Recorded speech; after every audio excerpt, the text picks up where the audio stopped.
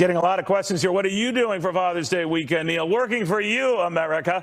We're live tomorrow, 10 a.m. to 12. We've got the House Judiciary Committee member and a guy that a lot of people want to make the next speaker, Republican Jim Jordan. Also the read from Sean Spicer in these back and forth battles with the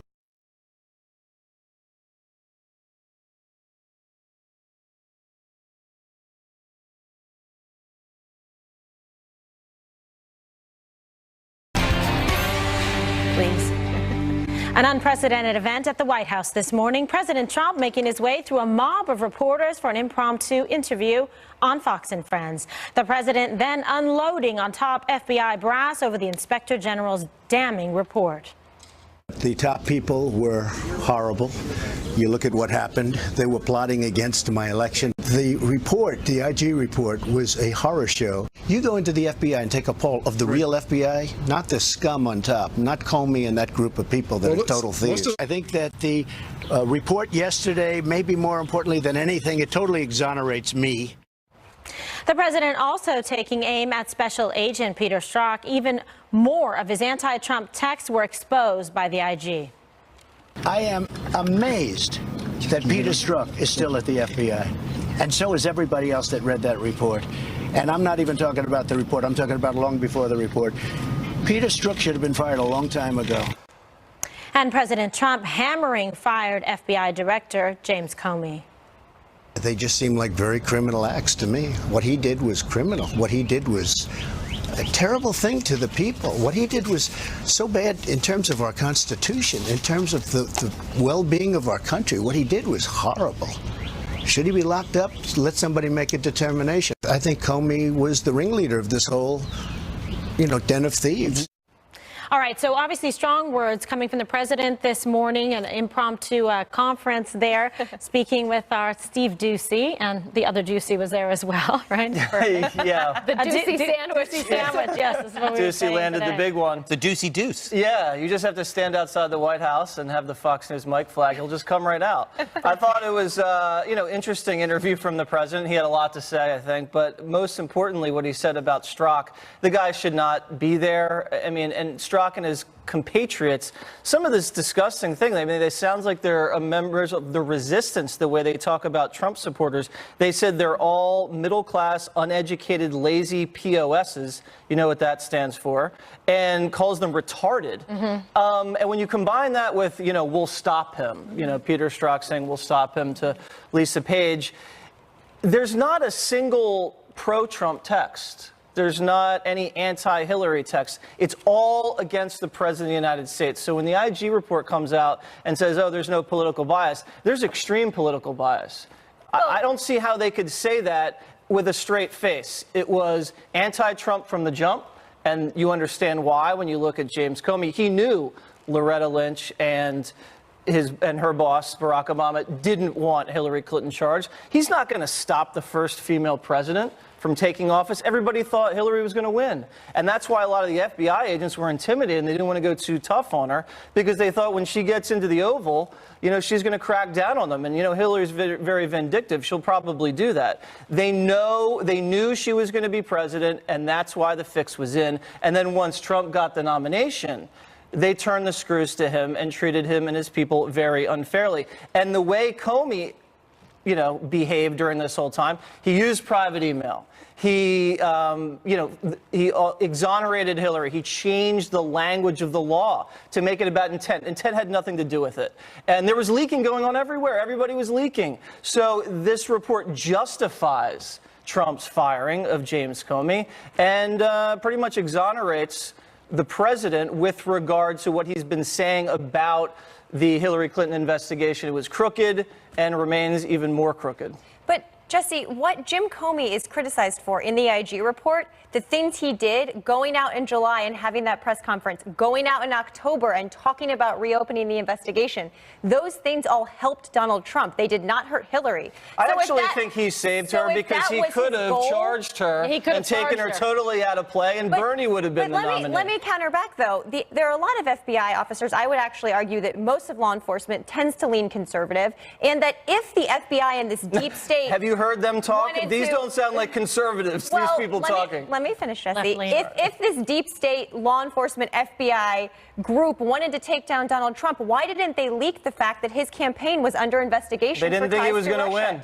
But they could have. That's when all the leaks came out afterwards. If their goal was to take him down, which I don't think it was, No, but I'm following this conspiracy. didn't think theory. it the goal was was to Why help wouldn't Hillary. they do that? The goal was to Well, then help why Hillary. didn't they leak that Trump Because was under the goal- It did leak to the Times in October. But the goal Yeah, read it. changed. They were quite certain of a determinative outcome, which was that Hillary Clinton was going to be the next president of the United States. So when it became apparent that that was not going to be the case, then they shifted tactics and they moved towards a direct focus on undermining the candidacy of Donald Trump and ultimately the president, someone duly elected, to try to undo it. So, Abby, you see this going on. This is just part of what's going to be coming forward in terms of an IG report, right? So you have those revelations, but keep in mind that those documents and all the voluminous amount of pages that we saw, those are still redacted, and by Ron Rosenstein, who's someone who's right in the middle of this sort of like nefarious circle of malfeasance. Right. No, it's a great. There's still a lot of questions to be asked here. You guys are going back and forth in the politics and who it helped and who it hurt, but isn't the problem that there were politics to begin with within the department, within the FBI? The sad thing to me is you've got over 100,000 people that work within DOJ. Many of them are great people. The president pointed that out this morning in that interview, and I think it's an important point to make because you feel for them in this moment, the ones that are doing their job, that aren't political. There's going to be a hearing with Michael Horowitz on Monday and Tuesday, I believe, on the House and in the Senate.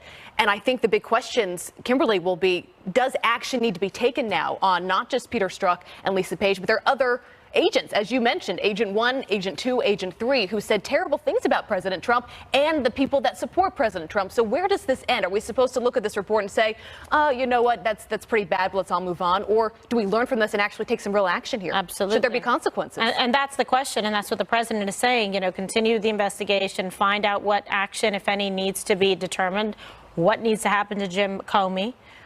Greg, hashtag. Hashtag. Can we just first address what happened this morning, which was the presser in general? This is the actual transcript. I had it printed out. It's 50 pages.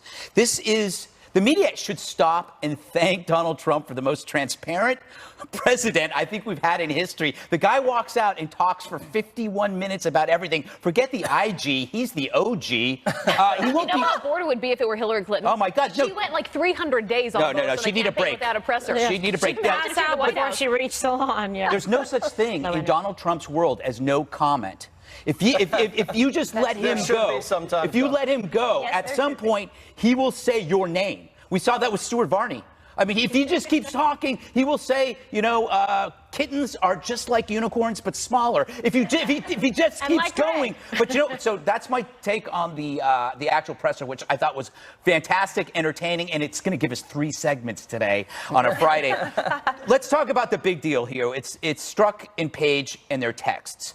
I hate parsing people's texts because I feel like I'm reading something that wasn't meant for public view, and it could be done to me. 90% of my texts are careless and hyperbole. Half the time I'm kind of buzzed when I'm texting people. They're frightening. Take my word for it. However, having said that, when you read a fellow investigator saying they will stop Trump, if that's not political bias, what would constitute political bias? I mean, thinking that there's almost no step beyond what he is saying short of advocating violence or an overthrow or something. I mean, it's like, what would you have to say that's beyond that? That's the limit. So I think it's a bit strange. I mean, I think you can interpret it and say like, oh, it's just 2 lovers trying to impress each other, 2 heroes in their own love story. But when you look at that, man, it's it ain't pretty. And let's remember who he was. He was the lead investigator for the Clinton email probe. He interviewed all of Hillary's people. He was the one that traveled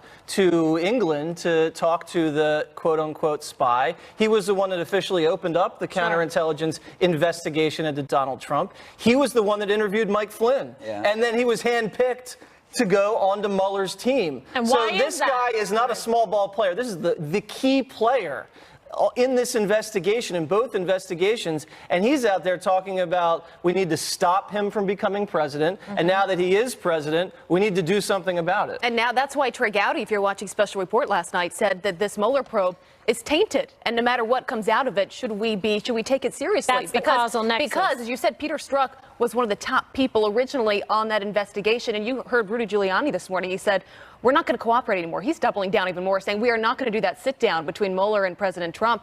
Who knows how this ends? This may end up going all the way to the Supreme Court. But you can't argue, Marie Harf, that the early days of this investigation certainly was tainted.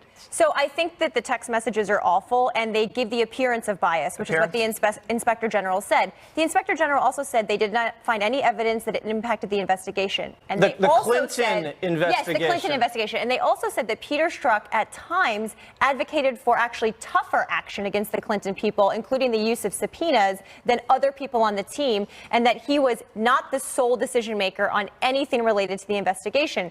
So I agree these texts give a very bad appearance of political bias, and it was stupid and they shouldn't have done it. But we have to also follow what the IG says in terms of evidence. I would say we have to follow the IG where they say there is no evidence that's impacted investigative decisions, and in fact, Strzok argued for tougher action against the Hillary people. That's what the IG said, Jesse. He was the key player in downgrading the language when he said, he did not make any decisions on his own. When he wrote the exoneration letter, reckless or not, he was the one that downgraded into careless. The other thing he did when they got their hands on all the Anthony Weiner emails, he was the one that sat on them for a month, and they didn't funnel their way up to Comey until right before the election. Hurt Hillary. Very suspicious. It hurt Very Hillary. suspicious. It doesn't matter who it helps or hurts, well, though. but it does if you're it's just accusing the him fact of they're not political doing bias. their job, and they're working doing outside that. protocol. I agree, but if you're accusing him of political bias in favor of Hillary, He is biased. everything He did hates hurt Donald Hillary. Trump. He hates him. It's in writing. We don't need to speculate. It's there from beginning to end that they had a specific intended purpose of what they wanted the outcome to be, which does taint the overall investigation that Mueller is doing because the key players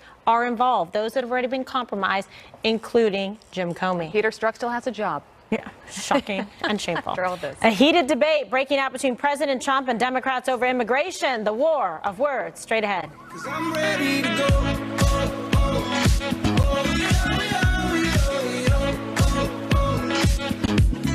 Cause I'm ready to go.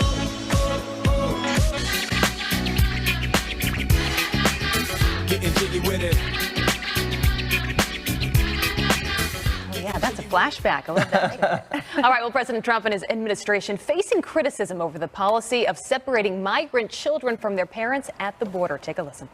As a mother of 5 children, grandmother of 9, I'm sure any parent here, mother or father, knows that this is barbaric. When the U.S.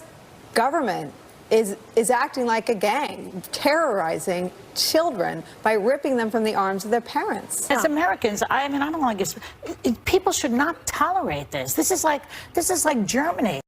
Wow. Okay. Well, the president defending the policy this morning while also accusing Democrats of creating the problem. Mr. President, do you agree with children being taken away from? No, I hate it.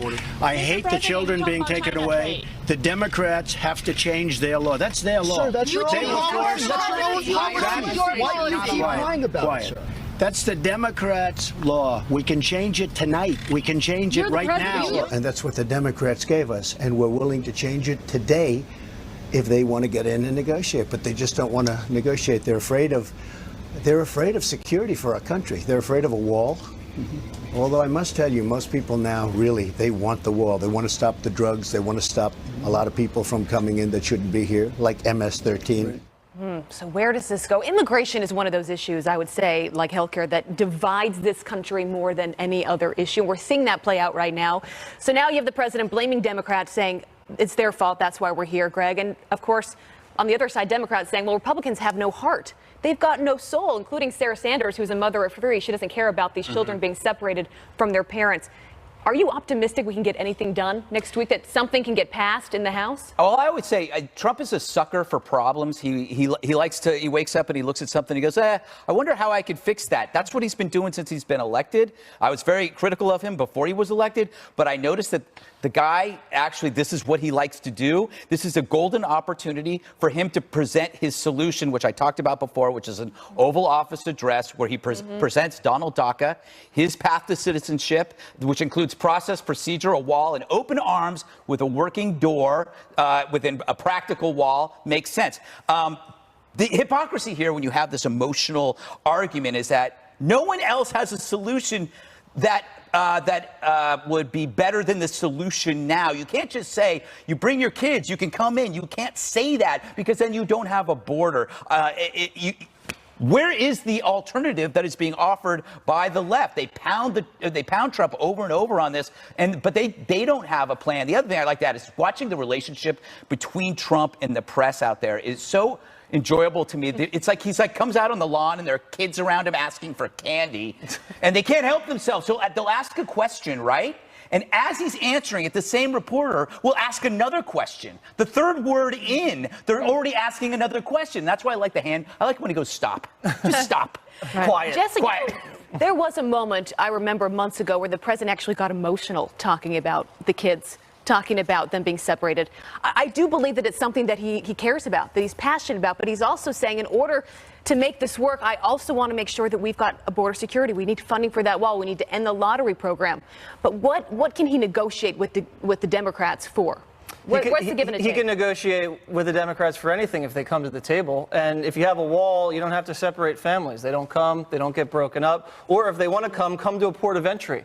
Then you can always remain as a family unit. But remember, it was the Democrats that first started separating families. Remember Elian Gonzalez? Remember what the Democrats did there? They peeled this crying child away from the mother's arms. I mean, they started it, and I guess now they've changed positions on it. And that's a good thing, because no one wants families being separated. But the empathy play, where they pretend like they care, I'm not buying it. They want to lock up Eric. They want to lock up Don Jr., and they want to lock up Ivanka, and they've done nothing wrong, and now they're upset because illegal alien families are being broken up. Please. They don't care when the south side of Chicago, when guns are ripping through those communities. They don't care when the opioid crisis rips up families, or when factories leave and jobs disappear to China. They don't care about those families. They only care about these illegal alien families that come across the border. They're trying to break up the Trump family. They're trying to break up the Trump family, and they've done nothing wrong. They haven't broken any laws. Marie, kids are not in cages. I mean, you go on Twitter and it's a disaster. You read the headlines that are out there. There's a real misinformation. And I think that Dana Perino made this point yesterday. It's an opportunity for the president to get out in front of this, to help the country understand what's actually going on. That's true. I will say that in the Obama administration, they tried to detain families altogether so they didn't have to separate them, which I think is one alternative. But the problem with what the president's saying is that there is no law that exists that mandates this. There is no. Yes, it does. No, it's in the 90s. It's a Clinton statute. Which law, Jesse? Trump is just now enforcing it. No, it's on the there's books. no court ruling that mandates that children be taken away. There is no law that mandates that either. It is the Trump administration's What do you do policy. when you catch and release? It is the Trump, because they catch and release is gone now. So when a guy crosses the border with a little kid, Jesse, you can't put the kid in the prison with the father. Jesse, you don't even know if they're the father. They used to be referred for civil deportation proceedings and not criminal. And 80% of them jump and they skate. You never see them again. This is the problem. We have to focus on the facts. When the president says it's a Democratic law that's causing this, that's not true. And when he says that, that makes it harder to find a fix. We all need to start from the fact that there is nothing that mandates this. I think we do need legislative action on DACA, on immigration writ large. And that's what the president should focus on. I've agreed with Greg's suggestion for a long time. Last word here. Yeah, so obviously this is an issue, like we discussed earlier today on Outnumbered, that, is intractable. And people are compassionate, right? We all come from different families, backgrounds. We wouldn't want to be separated from our family. But Jesse, you did make one good point, which was... Just one? Not addressing any of the others, but it's really true. The reason they're coming over and there's an issue of separation is because they're breaking the law and coming in illegally instead of honoring the law in the books and following in the footsteps of all the incredible immigrant families that have come here to live and love this country. We'd like to let you in too, but there's a process. There are rules. And because people keep breaking the rules, it necessitates for the wall to be built and for law and order and public safety to be observed. So, I agree with Greg. We've got to do something where I think if the president, because it is, Trump's GOP, he's the one that's going to need to put something forward to get people around because he can rally the troops. He's a consensus builder. And like Greg said, he's a problem solver. That's what he ran on, negotiator in chief. Absolutely. All right, well, stay tuned. President Trump nukes the media over negative Semma coverage. Don't miss his comments up next. Waiting on the world to change. We keep on waiting. It'll be, baby, just let it be. If it's meant to be. Well, President Trump has been getting a lot of backlash from the media for his meeting with Kim Jong-un. The president is now firing back at those critics. Take a listen. I don't want to see a nuclear weapon destroy you and your family. I want to have a good relationship with North Korea. I want to have a good relationship with many other countries. I did a great job this weekend. The fake news said, oh, you met. The only thing they saw that I gave up. One broadcast said, he gave up so much. You know what I gave up? I met. We had great chemistry. He gave us a lot. We're well on our way to get denuclearization. And the agreement says there will be total denuclearization. Nobody wants to report that. Well, a lot of the press criticism is coming from some of the flowery language that the president is using about Kim Jong-un, who is a brutal dictator. Kimberly, do you think any of that criticism is warranted? Maybe the president's language was a little too friendly? I'm not someone who cowers in the corner like afraid of semantics. I don't care. He needs to get the bread buttered, and he knows how to get it done. So that's what I care about. The results ultimately speak for themselves. So the linguist can sit there and cry in the corner over whether or not he's being nice or he says he has chemistry with Kim Jong-un. What I know is this was a historic meeting in terms of speed diplomacy instead of speed dating. They got along. They hit it off. They're going to see each other again and negotiate and talk. I like the fact that they have agreed to complete denuclearization. Will we be happy when it's actually done and it's completed? Sure. So let's continue to work hard and take the steps that are necessary to be able to get that done. Who else was able to accomplish that? Those that are crying and complaining from high towers, what were they able to get done? Were they able to get a meeting like this? Were they able to get agreements? Were they able to get POWs and missing in action, updates on information with that? No, they were not. So why don't you praise this president and actually help him out a little bit so he has some form of encouragement besides his own going forward? Greg, even some conservative media is criticizing some of the language. And to Kimberly's point, this was a historic meeting. A lot of the things they've agreed to in the past and not followed through on. I think that some of the flowery language is so over the top, it's meant to be over the top and obvious. Not literal. Yeah. Look, it's a strategy. It's a strategy of salesmanship. It has to do with not losing face and paying respects. It's a process. If the nuclear threat recedes, I'm happy to endure this kind of strategy. If ostentatious flattery continues, but the missiles go away, do it with every country that's our adversary. Remember, President Obama said this was our number one threat. He told President Trump, incoming Trump, number one threat. It was also, if history serves me correct, the number one challenge for all incoming presidents. It's always this guy, and nothing has worked to help the 26 to 28 million hostages in North Korea. So when Michael Malice said this earlier the week, he said, when you negotiate with a hostage taker, you don't say the things that upset them. You use language to appeal, you persuade, and he's the master persuader. Well, Bill Clinton even said that he regrets not doing more when he was president. I think we need to get to a place where we know that President Trump is going to do things differently. Yes. He's going to act differently. He's going to speak differently. What we saw this morning, speaking to the press for almost an hour, we've never seen that before on the North Lawn, the way he did that. What his administration is seeing is that when they do well abroad and they are working on these deals, it plays well at home. You may not see it in the media, but our latest Fox News poll, 66% of the American people supported that meeting with Kim Jong-un. So you can expect to see more of that happening, maybe a couple more meetings with Kim Jong-un, and maybe maybe a summit with Russia, with Putin. You could see that happening down the road because they say this is good. The world is a better place when we are finding ways to work together. We may not agree on everything, but we certainly can find some common ground. Jesse, from Little Rocket Man to his new best friend. Well, it's funny because when he was saying you're a fat little rocket man, he was getting criticized by the media, and now he's calling him a strong, savvy negotiator, and he's being criticized by the media. So he doesn't matter what he says, he's always going to be criticized by the media, so just tune them out. If Obama had gotten this far with North Korea, they would have already been carving his face into Mount Rushmore. And you would have Think been about what they've criticizing done him. so far. Think about what they've done so far. They've destroyed a nuclear missile testing site, they've halted missile launches, they've halted nuclear tests, they've given back hostages. We've given up nothing. We've not dropped the sanctions. We still have 30,000 troops there. We've suspended one single military exercise in order to give the guy a little latitude domestically and some breathing room as a sign of goodwill. That's it. All the other past administrations have done whatever they've done, and the guy's nuked up. Let's try something new. I mean, it can't be any worse than what's done before. Well, we will keep watching this space, and you should not go anywhere because the Fastest 7 is up next.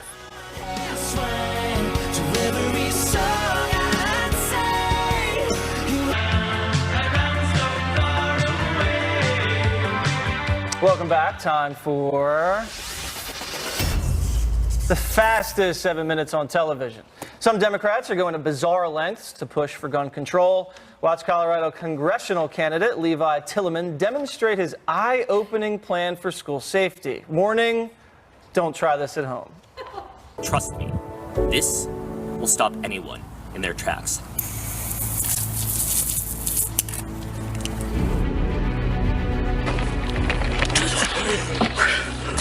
It's incredibly painful, and now I just can't see anything.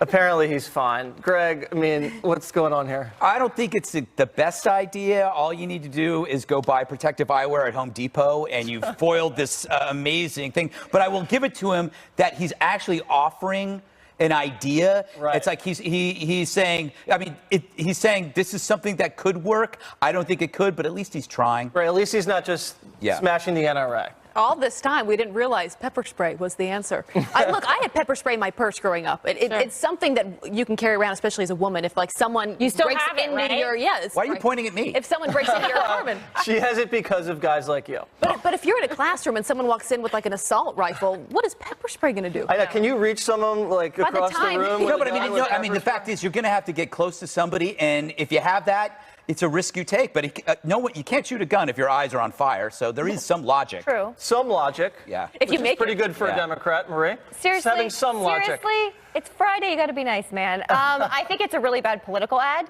I think that if I were a voter, I wouldn't watch that and say, "Oh, I want to vote for that guy. He seems really logical and smart, and he'll represent me well." Also, I did not know that pepper spray was yellow. That sounds stupid, but I didn't know what it looked like when it actually hit you. Well, now we learned something. Good thing you. And now we learned. But I think he just. I mean, that's like a C-level political ad. But it's on the 5. Well, now it's on. I mean, mission That was just accomplished. really He dumb. wanted attention. This guy's dumb. So why should anyone even like listen to anything he says or does? Because only a fool would do that. I've been pepper sprayed before in a courtroom, but kind of by accident. Wait, you The have- sheriff's deputy. Wait, what? A defendant that got life imprisonment was not happy with me, and he lunged to come after me, and then they went and they sprayed all this pepper spray all over him. What does it I feel should have like? shot him instead. Because then what happened is all Collateral the pepper pepper spray. spray was like all over the place. Did it mess up your mascara a little bit? A I little know, bit. that's not good. Tears of justice. All right, next. SNL star Leslie Jones has some advice to help freshen up the long-running sketch comedy show. Ditch the politics and Trump jokes like this.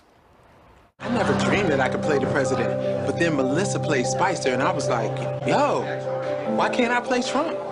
Lordy, baby, I have a huge idea, big league. Not gonna happen, Leslie. That's pretty good. In an interview with The Wrap, the comedian says, quote, I hope next year we can do some more funnier stuff instead of a lot of political stuff this year, which we had to do. One thing that I always made a goal was never to talk about what everybody else was talking about, because most of the time, maybe 10 comics are literally doing the same Trump joke. I think that's funny when they do politics on SNL. Well, she's got a point. You can't have gelato at every meal. And let's face it, Trump is gelato. He is the tastiest dessert on the planet right now. No, I mean, it's like he's. I mean, if you're gonna, he's the most interesting phenomenon going in the last 2 years, and politically. In recent history, this is the most interesting story. So I don't blame people for covering it, but it's the redundancy, the predictability, the assumptions behind it. There's nothing original except the Greg Gutfeld show at 10 p.m. Yeah. We do a lot of Trump stuff, and it's real and it's honest. I thought Water's World had a pretty nice run there back in the day. Pretty interesting. Is that your dessert choice? Yes, gelato. Not anymore, unfortunately. Half of Greg's analogies Dairy, are food not for me. references. Please, let's not bring up dairy and Gutfeld. Yes. What do you think? I remember on Mother's Day, SNL actually had the moms of the actors come visit the show, and that was the advice that the moms gave. They said, we are sick of the Trump jokes because they're all the same. It's not funny anymore. Always listen to so Mom. I'm with you. I think politics is great. You should listen to your mother more. You bet. She wants more Trump jokes. Leslie Jones's Donald Trump was funnier than Alec Baldwin. I thought so, too. That's pretty good. Yeah. And I also love her. You mean and the think next she's president great. of the United States, Alec Baldwin? That's right. Because he would win. Remember that, Kimberly? Yeah, I don't think so. I don't think so either. Dreaming. I think she's funny. I like it, and she thinks outside the box. I think they should give her a shot. Give her a playing shot? POTUS. Why not? Maybe they're racist. The black and the white POTUS. SNL is racist. Fair and balanced. Finally, it was once the defining example of daytime trash talk television. You're making yourself look like an idiot on national television. How good. You slept with him right after we got back together. And I slept with him last week.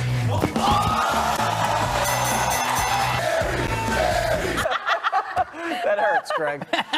Those days could be coming to an end. The Jerry Springer Show is reportedly stopping production on new episodes after nearly 30 years on the air. The tabloid talker is sending repeats to the CW network in the fall, putting its future in limbo. I'm very upset about this, Greg. You are their target audience, Jesse. You were glued. Here's the thing for me. The lowest common denominator. This show is the darkest period of American pop culture for me. Whenever this was on, I felt sad for everybody on there except for Springer, who happily manipulated these people for money. This, he hates Trump. This clown makes Trump look like the Pope. He's an immoral person who made money off the sadness of others. It was a disgusting show. But I dialed in when I was flipping during the day occasionally just to see what was going on. Jesse, I would come home from school just to watch the show. I'm with you on that. Look, it did well. People loved watching Jerry Springer because you enjoyed watching other people's We loved the problems. Coliseum, too. We have an issue. Like, It made us feel better about ourselves, Greg. Some of us need some self-esteem Maury boosting. Povich show. Geraldo. You are not the father. Ricky Lake. Remember Ricky Lake, of course. Well, Jerry Springer started as a politician in my home state of Ohio. He was mayor of Cincinnati. Then he wrote a bad check. Maybe he could go back to politics Wait, what was- now how did and he, take some of those skills he learned on his Greg, show into politics. remind everybody how he got in trouble. I don't know. Wasn't it involve a lady of the Yes, evening? Yes, he paid a lady of the evening with a check. Yes. Not the smartest And I think idea. it was a bad check that bounced. And the check He could have been a bounced. guest on his own show. Oh, my God. All right, Kimberly. I think we wrapped that up. Okay, stay right there. Fan Mail Friday is next. That was very funny.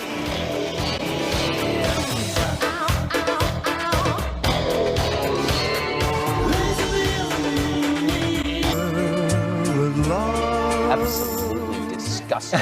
Fan Mail Friday, we're answering your questions. Instagram question from Sharon. Oh, this is great. Have you ever had a bad roommate in college, Jesse? I was the bad roommate. I predicted that answer. I knew you were going to say that. I assumed you would. You probably never you never bought toilet paper, did you? I didn't buy much. Yeah. You left very little on the roll, as they say. Yeah, I wasn't the best person in college in general. Yes. Go on. So move on, please. We're waiting for you to change. Kimberly. Hold your breath there, little one. All right. Did I ever have a bad roommate? No. I didn't make those kind of poor choices. Did you live alone? Well, no. No. Later on. Did you live in only life. with women, I would assume? I feel like I'm doing like These are some really kind of... personal in questions. No, because she's not giving an answer. No.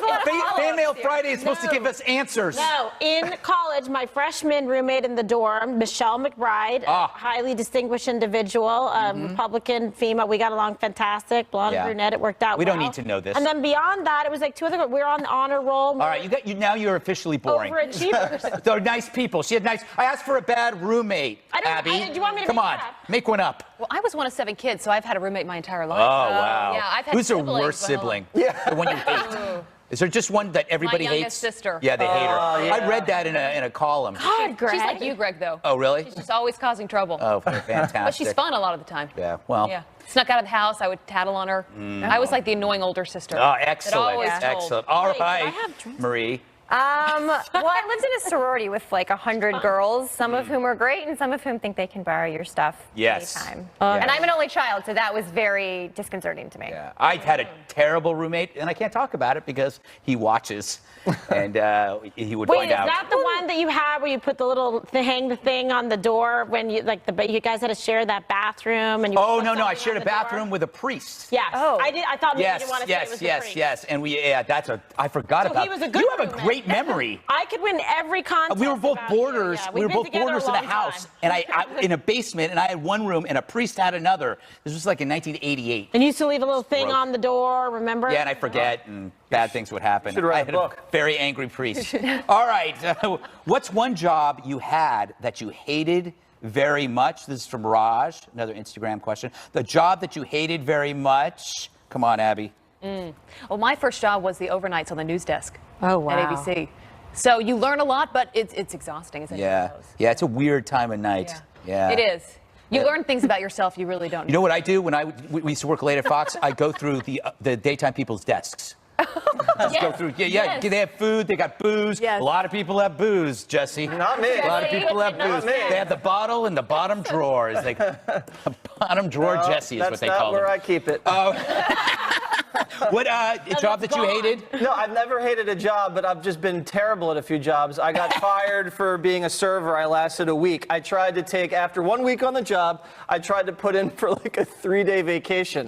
And they're Wow. like, are you serious? You're terrible. Yeah. And you're taking days off? Goodbye. Wow. But now I'm here, so. There you go. worked out. It all think works those are out for. believable It worked out for you. Not so much for us, Marie. Yeah. I've liked every job I've ever had. I know that sounds so stupid and Pollyanna, but I Even working for Obama? Yeah. Nicely done. Hey, getting to work for the president's That was pretty a cool. setup, yeah. Pretty Jesse knows. Oh, couldn't resist. I could not resist. Right there. Close second, you. Man crush. Oh, please, please. You don't want to go there, Junior. Okay. Let's go. Next question. Head again. I forgot what the question was. You know what I was? I was a technical writer for 2 days. I was writing about price checkers, like 'cause people have to buy price checkers. I had to write about price checkers. I showed up for work twice and never came back. There you go. Oh my Bet they God. love that. I saved you, Kimberly. That hasn't happened here. Yeah. One more thing. You keep up showing next. They can't get rid of you.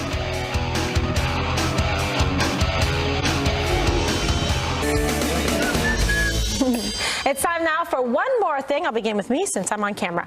All right, this is very exciting for those of you that love Fox, love America, love baseball, because we have our Fox Fan Appreciation Day, and you can come to Angels Stadium in Los Angeles, watch the Angels take on the Toronto Blue Jays. I've seen both teams. You can receive and win 2 tickets to the game if you email your full name and phone number to foxfansummer@foxnews.com by Monday, and they're on a first-come, first-served basis. And also, if you could go there and say hi to all the Fox people. I've done this before. It's actually super, super fun. Let's see. So Turning Point USA, I'm leaving to fly to Dallas, Texas. Don't stalk me, but I will be speaking there, and I'm the keynote speaker tomorrow, Saturday, from 3 to 4, and you see all the fantastic women that are there for the Young Women's Leadership Summit. Yes, you see our very own Kat Timpf there, Judge Janine, Candace Owens, all the Ben above. Shapiro. Is Ben Shapiro? Is there something we don't know? We're gonna take care of him. Sleeper cell. All right, And please, I'll be with Steve Hilton, Next Revolution, flying back for that on Sunday night, 9 p.m. Eastern on the Fox News Channel. Jesse. All right, Waters World, 8 o'clock Saturday night. I had tape that was so hot, they won't let me play it at 5 o'clock. The producers are like, no, it's more appropriate for weekend, 8 p.m.